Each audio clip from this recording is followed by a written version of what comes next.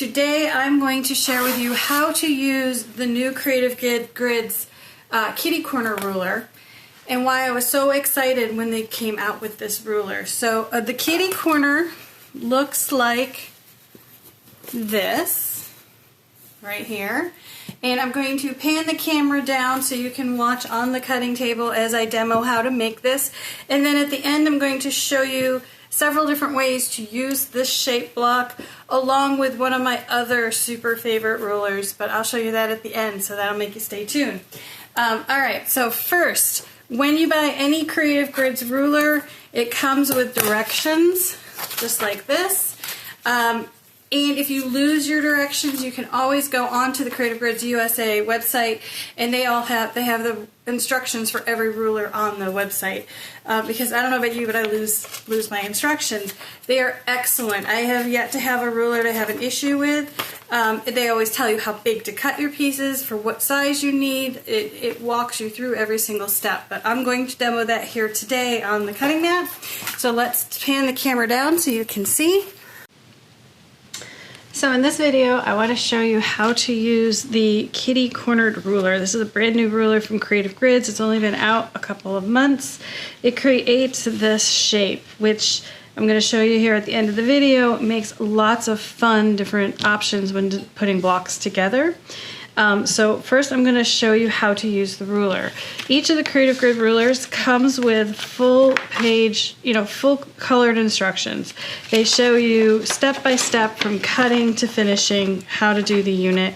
And they also give you finished block sizes and all of the measurements you need to achieve that block size, which I find extremely helpful. They also put that on the ruler so that you, if you lose your instructions for whatever reason and you remember how to use the ruler, you can just take it off the ruler. That being said, if you do lose these, they have them on their website for every ruler. You can just go download and print them off. I've done that several times. So that is the instruction part. So to use the ruler, today I'm going to be making 4-inch finished units like that. So to do that, I would come over here and I look up for unit A, which is the kite part of this. I look up 4 inches. I need to cut 2 5-inch squares. You're going to make 2 blocks at a time. So 2 5-inch squares, which we've got right here. And then for the background, we come over to unit B. They even say on the ruler to remind you, they need to be mirror image. So you're going to put them right sides together. That will give you 2 left pieces and 2 right pieces. That's important because if you were to just take one rectangle and cut it, you're going to get 2 of the same.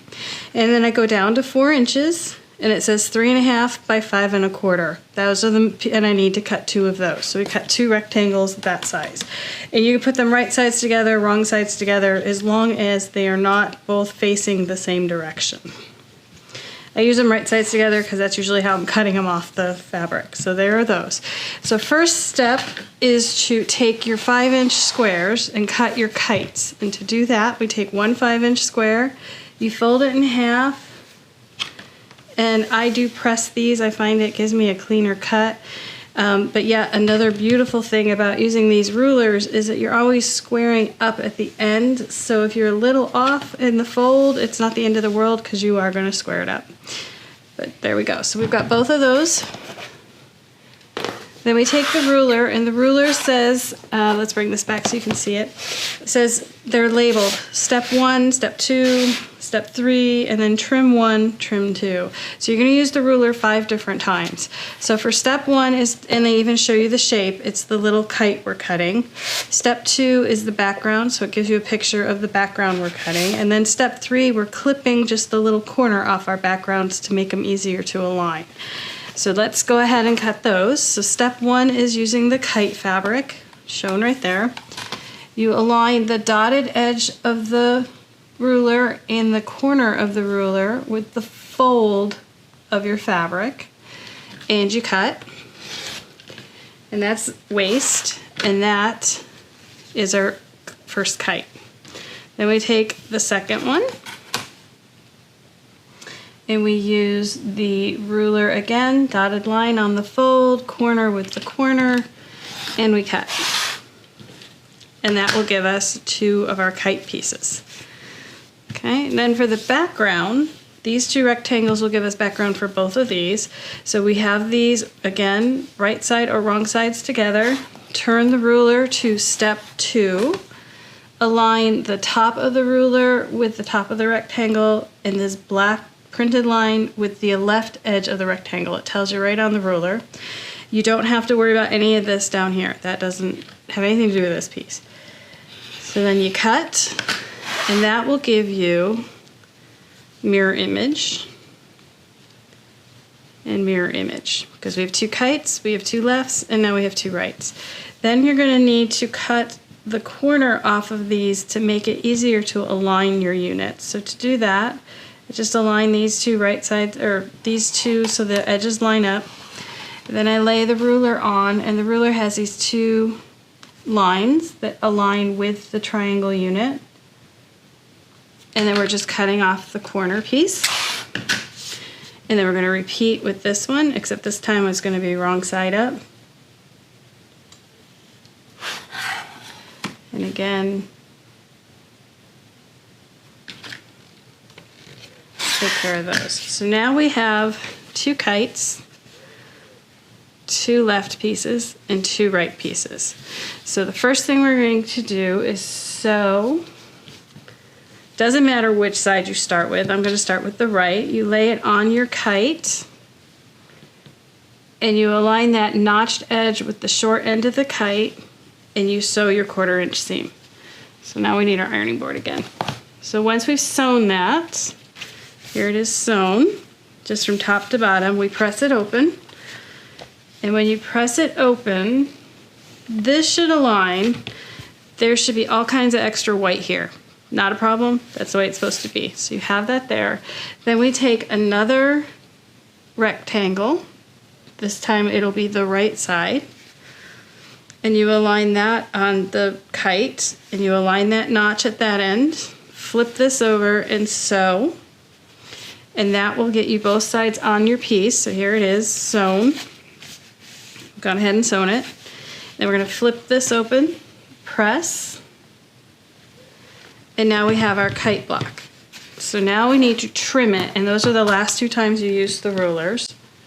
Let's put these over here. So the first part is you're going to trim your background away. So you go to trim number 1, and there is this like chicken foot shape right there. And we're going to put that in the V that's formed by our diamond where it hits the background. So you want the little lines on each side of your kite piece, and you want this diagonal line to run all the way out to the corner of the kite. So that's when you know you've got it aligned, when this is in place and those are in the corner. And then you're just going to cut. And I do want to show you one of my other favorite tools. A second. This is a Martelli turntable. You can get these on Amazon. I'll put a link below. It comes with a cutting mat, a pressing mat, and then the turntable. But it's really handy if you're doing a ton of these, because what you would do is, let's lay this back on here where it belongs. There we go. You would cut that one, then you can just turn it and cut that one. Okay, that makes it really easy. Then you lift this off, spin it around. We're going to do trim number 2. We know it is a 4-inch finished unit, so we take the 4-inch dotted lines and align them on the background. And that diagonal that we had before should start at that point. And then you know you have it lined up. Cut, spin, and cut. So that is our kite. So that is how you use the kitty cornered ruler. I believe it's because if you had 2 of these, they look like little kitty cat ears. But I want to show you some different block layouts that you can use this with that one, with this shape. Alright, so you can do just the 4 points. That makes a cute little block. You can rotate these around and do a starburst.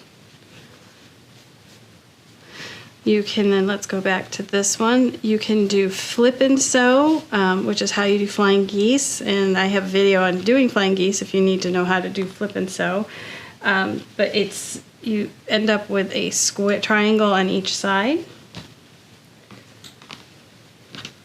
So you can take this, have a square. There we go. Let's show you. You take this with a square, sew from point to point, and flip it over, and that'll get you a triangle. So that's a technique. I'll link a video below to that too. So you can do that on all 4 points and end up with an internal diamond. You can flip those around and have external. You can move these inside here. And that's just doing 4 of these. I mean, now it looks like a radiating diamond. So that's one thing. Then I have another video that I'll link below that is how to do perfect triangle into squares. And that is using the Creative Grids 2 Peaks in 1 ruler. I love this ruler. I use it a lot. So when they came out with the kitty cornered ruler, I realized it's a great companion to this shape. And this ruler makes a unit that looks like this. And again, that one, I'll put the video below on how to use that ruler. But I use this shape a lot in a lot of my patterns. And now I can have another great corner unit without having to give you templates. So let me show you how this looks. You could put a 1/4 inch square in here that matches the 4 points. This time I'm just going to show you a regular square. Same triangles, we can put them here so that they, you have a diamond inside the starburst. That's one. Another way is to put them out here.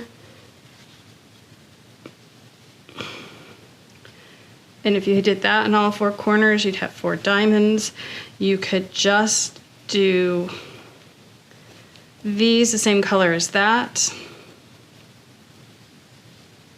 to radiate the blue into the purple and the green into the purple, or yellow into the purple. You could do these guys. I have these already laid up. You just lay these on here and show you what it looks like.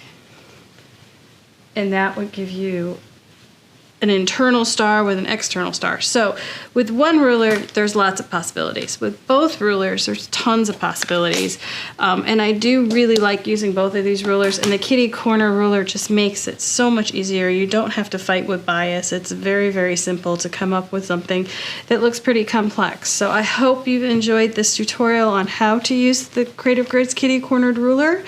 It is available along with the other ruler on our website, thewhimsicalworkshop.com. So make sure you check that out. And thank you again for watching. Make sure you like and subscribe below. And if you want to be notified, make sure you ring the bell.